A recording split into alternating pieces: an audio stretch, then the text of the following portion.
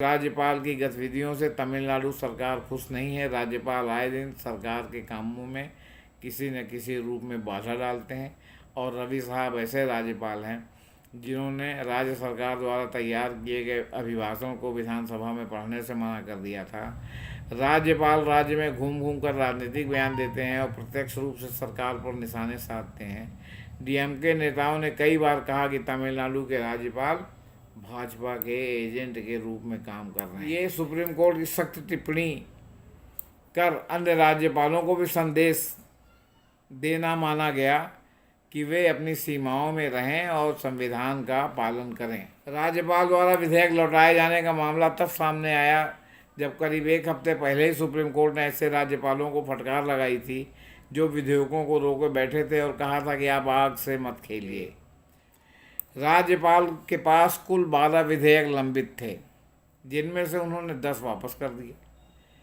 विधानसभा में लौटाए गए अधिकांश विधेयक राज्य विश्वविद्यालयों से संबंधित थे, इसलिए राज्य सरकार ने विधेयकों को एक बार फिर से पेश करने और पारित करने के लिए शनिवार को तमिलनाडु विधानसभा का विशेष सत्र बुलाया था।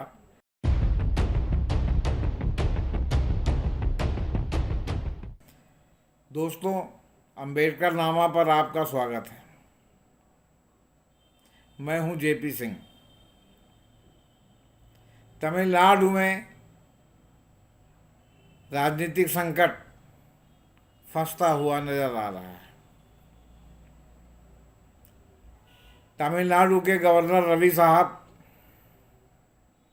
भाजपा सरकार के प्रतिनिधि हैं, केंद्र की भाजपा सरकार के, और वो तमिलनाडु विधानसभा से पारित विधेयकों को अपने पास लंबित रखे हुए थे।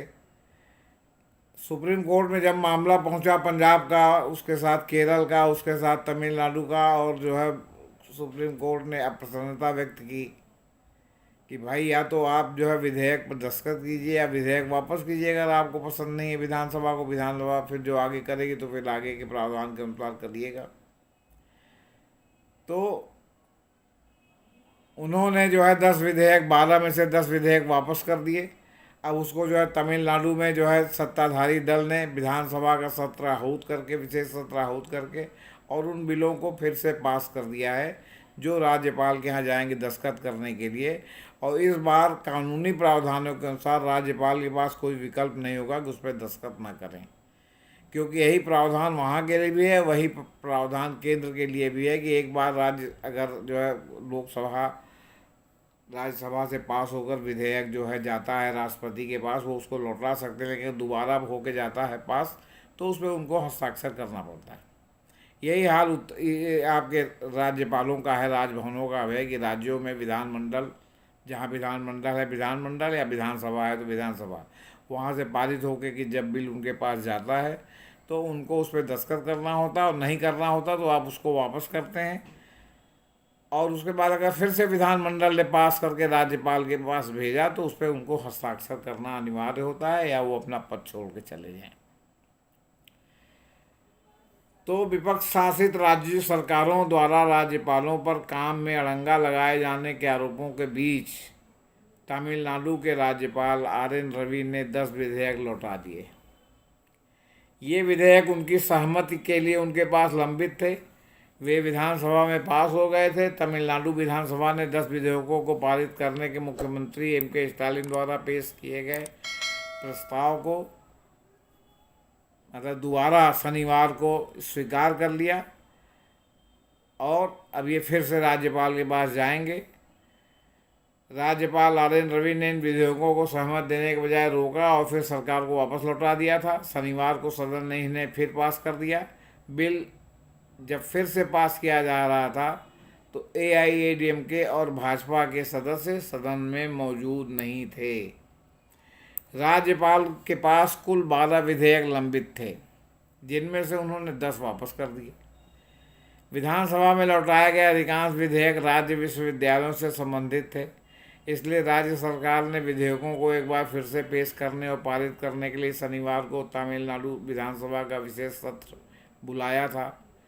विधानसभा अध्यक्ष S अयप्पू ने इस सत्र को बुलाया था। राज्यपाल द्वारा विधेयक लौटाए जाने का मामला तब सामने आया जब करीब एक हफ्ते पहले ही सुप्रीम कोर्ट ने ऐसे राज्यपालों को फटकार लगाई थी जो विधेयकों को रोके बैठे थे और कहा था कि आप आग से मत खेलिए। सुप्रीम कोर्ट विधेयकों को मंजूरी देने में राज्यपाल आर एन रवि द्वारा की गई देरी पर तमिलनाडु सरकार द्वारा दायर याचिका पर सुनवाई कर रही थी। पंजाब की भी याचिका इसी तरह की थी और केरल की भी याचिका इसी थी। तमिलनाडु सरकार ने सुप्रीम कोर्ट में याचिका दायर कर राज्यपाल पर राज्य विधानसभा द्वारा पारित विधेयकों को मंजूरी नहीं देने और अनंतकाल तक लटकाने का आरोप लगाया था। सरकार का कहना था कि इससे राज्य में संवैधानिक गतिरोध की स्थिति पैदा हो गई। तमिलनाडु ने यह भी कहा था कि संवैधानिक कार्यों पर कार्रवाई न करके राज्यपाल नागरिकों के जनादेश के साथ खिलवाड़ कर रहे हैं। याचिका में कहा गया था कि विधानसभा में पारित 12 विधेयक राज्यपाल आर एन रवि के कार्यालय में लंबित हैं। राज्यपाल विधानसभा से पारित विधेयकों पर हस्ताक्षर नहीं कर रहे हैं। पिछली सुनवाई के दौरान सुप्रीम कोर्ट ने टिप्पणी की थी कि यह गंभीर चिंता का विषय है कि राज्यपाल सरकार द्वारा उन्हें भेजे गए विभिन्न विधेयकों, अभियोजन मंजूरी और अन्य महत्वपूर्ण दस्तावेजों को दबाए बैठे हैं। पंजाब सरकार ने भी ऐसी शिकायतें की थीं। पिछले शुक्रवार को सुप्रीम कोर्ट ने सुनवाई में पंजाब सरकार द्वारा बुलाए गए विधानसभा सत्र को राज्यपाल द्वारा अवैध बताने और सदन द्वारा पारित विधेयकों को मंजूरी नहीं देने के मामले में गहरी नाराजगी जताई थी और यहाँ तक कहा था कि आपने किस शक्ति का प्रयोग करते हुए जो है कहा है कि स्पीकर द्वारा बुलाया गया सत्र अवैध तरीके से बुलाया जा रहा है। सुप्रीम कोर्ट ने यह भी कहा था कि पंजाब में जो हो रहा है उससे हम खुश नहीं हैं और गंभीर चिंता का विषय है। सदन द्वारा पारित विधेयकों को मंजूरी नहीं देने के मामले में सुप्रीम कोर्ट ने नाराजगी जताई थी, चाहे वो पंजाब का मामला हो चाहे वो तमिलनाडु का मामला हो। तो पंजाब के राज्यपाल द्वारा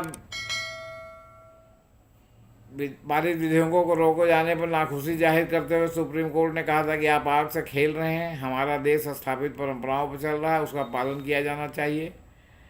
अब ये सुप्रीम कोर्ट की सख्त टिप्पणी कर अन्य राज्यपालों को भी संदेश देना माना गया कि वे अपनी सीमाओं में रहें और संविधान का पालन करें। अब तमिलनाडु में ये रस्साकसी जो है राज्यपाल और सरकार के बीच में चल रही थी। सुप्रीम कोर्ट ने इसमें निर्देश दे दिया। अब तमिलनाडु विधानसभा में आज 10 विधेयकों को पारित करने के मुख्यमंत्री एम.के. स्टालिन द्वारा पेश किए गए प्रस्ताव को मंजूरी दे दी गई। राज्यपाल आर एन रवि ने इन विधेयकों को लौटा दिया था। 10 में से 2 विधेयक एआईएमआईएम के शासन के दौरान 15वीं विधानसभा द्वारा, 8 बिल 16वीं विधानसभा द्वारा पारित किए गए थे और उन्हें राज्यपाल के पास उनकी सहमति के लिए भेजा गया था। लेकिन तमिलनाडु के राज्यपाल रवि लंबे समय से इस पर राजनीति कर रहे थे। उन्हें पास करने के लिए मुख्यमंत्री एम.के. स्टालिन ने बार बार अनुरोध भी किया था इन्हें पास करने के लिए। स्टालिन ने आरोप लगाया था कि राज्यपाल राज्य के हितों के खिलाफ काम कर रहे हैं और वो यहाँ के विकास को बर्दाश्त नहीं कर पा रहे हैं। स्टालिन ने कहा था कि राज्यपाल ने विधेयकों को लंबे समय तक रोक रखा और 13 नवंबर 23 को बिना कोई कारण बताए विधेयकों को वापस कर दिया। विधानसभा का मानना है कि सहमति को रोकना और बिना कोई कारण बताए उन्हें लौटाना स्वीकार्य नहीं है। संविधान के अनुच्छेद 200 के प्रावधान के तहत जब विधानसभा एक ही विधेयक को दोबारा स्वीकार करती है, पारित करती है, तो राज्यपाल सहमति देने के लिए बाध्य होते हैं। स्टालिन ने कहा कि विधानसभा नियमों के नियम 143 के तहत विधेयकों पर पुनर्विचार किया जा सकता है और इसी पर जो है वो विधानसभा ने विचार किया। नियम 143 के अनुसार जब विधानसभा द्वारा पारित कोई विधेयक राज्यपाल द्वारा पुनर्विचार के लिए विधानसभा को लौटाया जाता है तो पुनर्विचार के लिए विधानसभा अध्यक्ष द्वारा उन्हें फिर से विधानसभा के सामने रखा जाता है और मतदान उस पर होता है। पारित भी हो सकता है, नहीं भी पारित हो सकता। बहरहाल यहाँ तो पारित हो गया। जिन विधेयकों पर राज्यपाल ने अपनी सहमति रोक रखी थी उनमें से अधिकांश कुछ राज्य विश्वविद्यालय की विधियों में संशोधन करने के प्रस्ताव से संबंधित है। ताकि मुख्यमंत्री को राज्यपाल की जगह कुलाधिपति की भूमिका निभाने में सक्षम बनाया जा सके। बहरहाल इस मुद्दे पर रसाकसी और तेज होने की आशंका है, क्योंकि राज्यपाल की गतिविधियों से तमिलनाडु सरकार खुश नहीं है। राज्यपाल आए दिन सरकार के कामों में किसी न किसी रूप में बाधा डालते हैं, और रवि साहब ऐसे राज्यपाल हैं जिन्होंने राज्य सरकार द्वारा तैयार किए गए अभिभाषण को विधानसभा में पढ़ने से मना कर दिया था।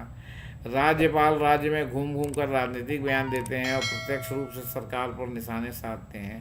डीएमके नेताओं ने कई बार कहा कि तमिलनाडु के राज्यपाल भाजपा के एजेंट के रूप में काम कर रहे हैं। दरअसल जो विपक्ष शासित राज्य हैं वहाँ ज़्यादातर जगह के राज्यपाल, जैसे केरल में आरिफ मोहम्मद खान है, केरल में एलडीएफ की सरकार है, वो आए दिन उनके लिए समस्या उत्पन्न करते हैं। विश्वविद्यालय में भी नियुक्तियाँ भी उनके टारगेट पर रहती हैं। विधेयकों को भी वो नहीं पास करते।